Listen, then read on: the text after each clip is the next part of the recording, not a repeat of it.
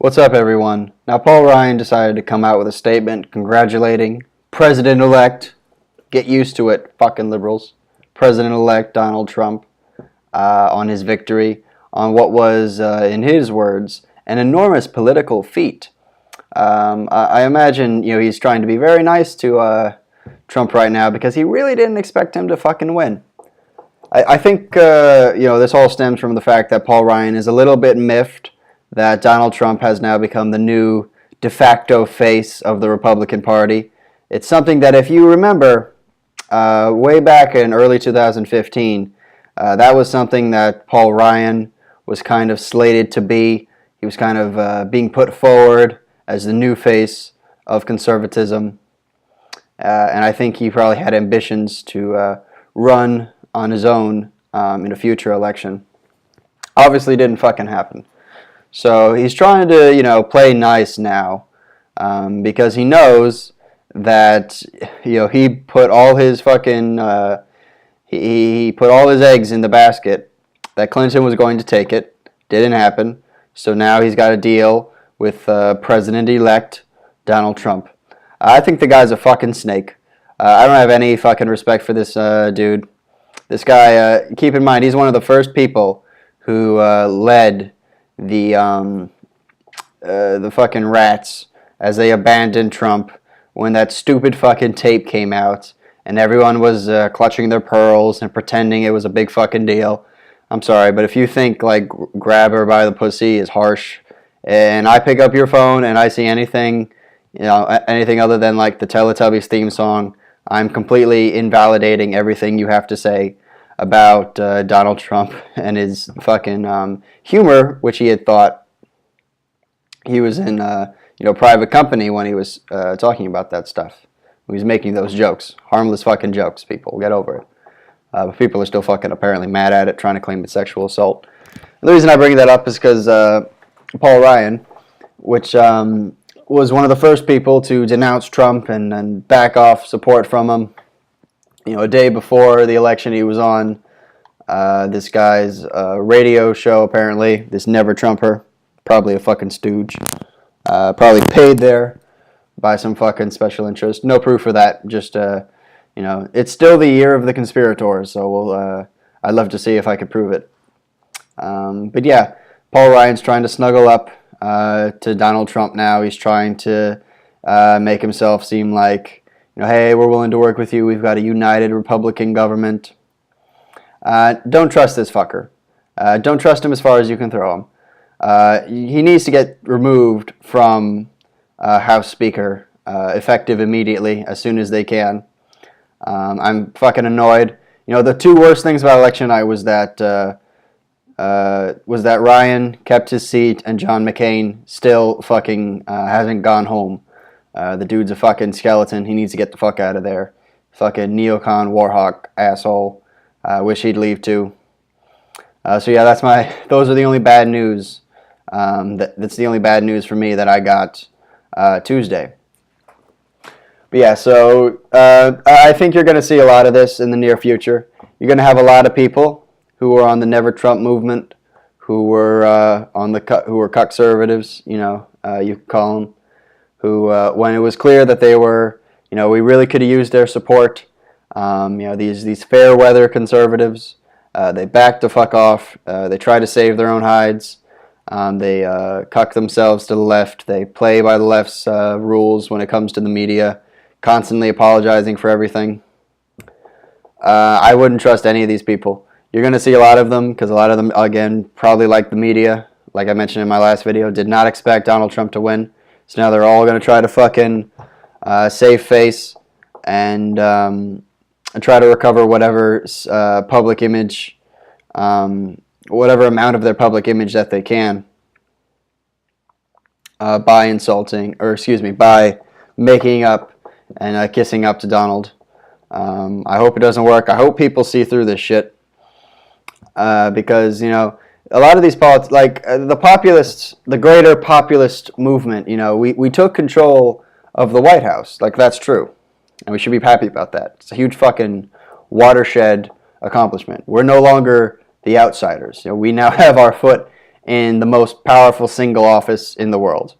And we should be happy with that. But we should also be aware that the overwhelming majority of the GOP is still, not in our clique. Like, they're still pretty dominated by the neoconservatives. Like, they still have a very strong hold on things.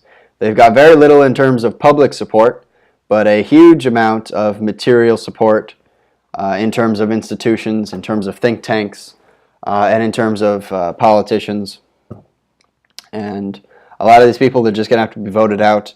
That's probably a process that I hope is going to take a while. I hope as more and more,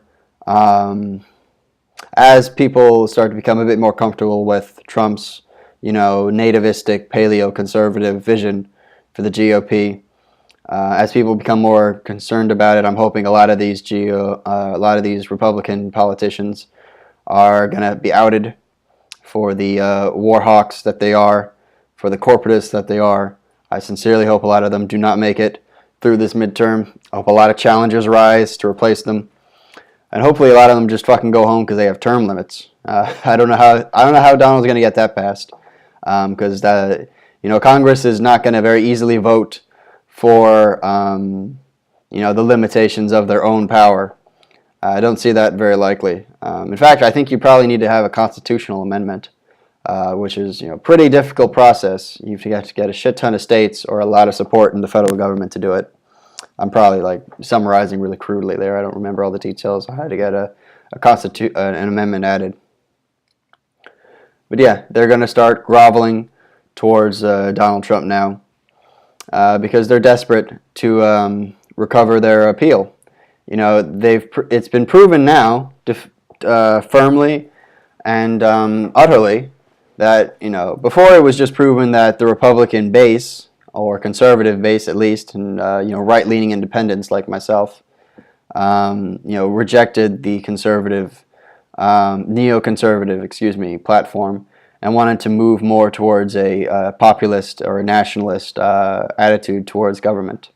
That was proven that that's what the base wants. But what wasn't proven is that an effective campaign platform for the general public, for a lot of the independents and the leaning blue Democrats, like the Bulldog Democrats types. Well, the answer is yes. Yes, you can win on this platform. You can win as a nativist, and you can win bigly, as the Don likes to say. So I think a lot of them are going to come groveling back. I hope nobody takes them too seriously. I hope nobody trusts them at all. I hope they just all get the fuck out of office. Send them back into the fucking nether regions, wherever the fuck they crawled out of. Never forget, never Trump. Because I'm telling you, 2 years from now in the midterms, or 4 years from now, or when Trump needs the support, these are the same fucking snakes who are going to fucking turn their backs and placate to the left's retarded language policing. They're the ones who are going to bend over. These people, they're career commentators. It was remarked a lot last year that a lot of conservative, talking heads, pundits, and so on, they're not very motivated, or they don't have necessarily an incentive to seeing a effective Republican movement, because or effective conservative movement against the left, because when the left's in charge, they get a lot more fucking AdSense. They get a lot more ad revenue, because there are people a lot more angry, obviously, because the other guy's in charge. So that's just a theory of mine. A bit of economic incentive against seeing a successful conservative, or I guess nationalist movement. An effective response to the regressive left's never-ending parade into the abyss of big government and mass immigration, and constant wars too. Invade the world, invite the world, and then tax whoever doesn't fucking die. That's been the modus operandi until about 5 days ago. Best chance we've had in a while to actually change things. And so, yeah, don't trust a single thing these snakes say. I don't buy it. I think Paul Ryan's just looking out for his own skin at this point. I guarantee you, this might be confirmation bias on my part, But I guarantee you that when it comes time to start implementing some of these reforms that Trump said he's not going to have any support from Paul Ryan or a fair number of conservatives. They're going to try to fucking kick and scream and block him. And I guarantee you most of those fucking politicians in Washington will be the same people who are on the Never Trump movement. That's about all.